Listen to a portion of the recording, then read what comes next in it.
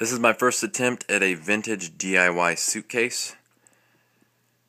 Basic idea is you take an old vintage suitcase, you rig it up with speakers, and you turn hipsters everywhere green with envy.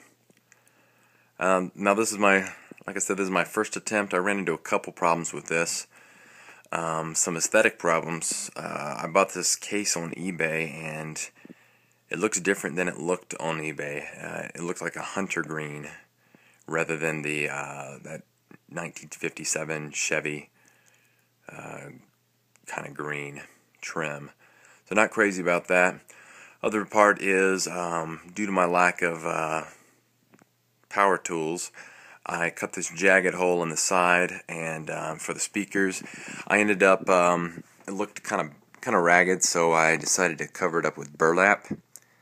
It looked like a really great idea in my head. Didn't turn out so perfect. So I'll have to take care of that for any future versions of these things that I make. Probably the main problem I've had is the logistics. It's got all this metal hardware, and that rattles. You can hear it, especially with any song that has any kind of bass, and it's especially noticeable in quiet songs where you don't have a lot of other noise drowning out the rattling. You can hear it a little bit here.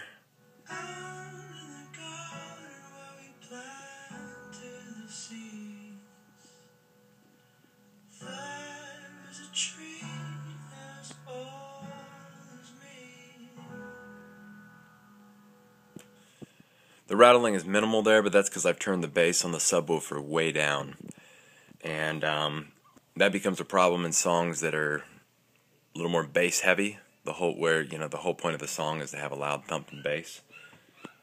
You can check it out here.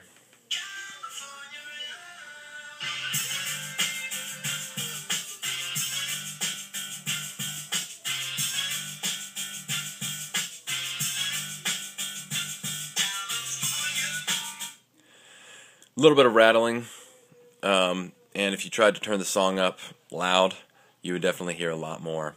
The other problem I ran into is size considerations.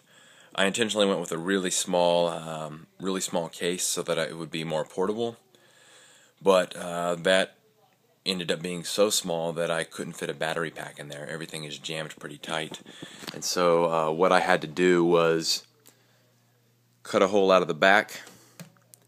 Here's my power source, because I can't fit a battery in there. And this, of course, is my 3.5mm iPod jack.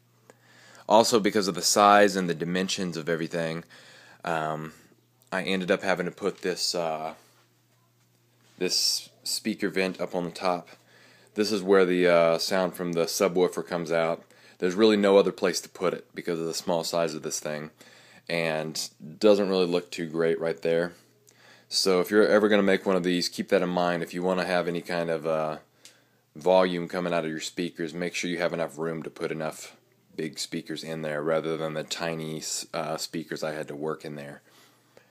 Anyway, make your own. Enjoy.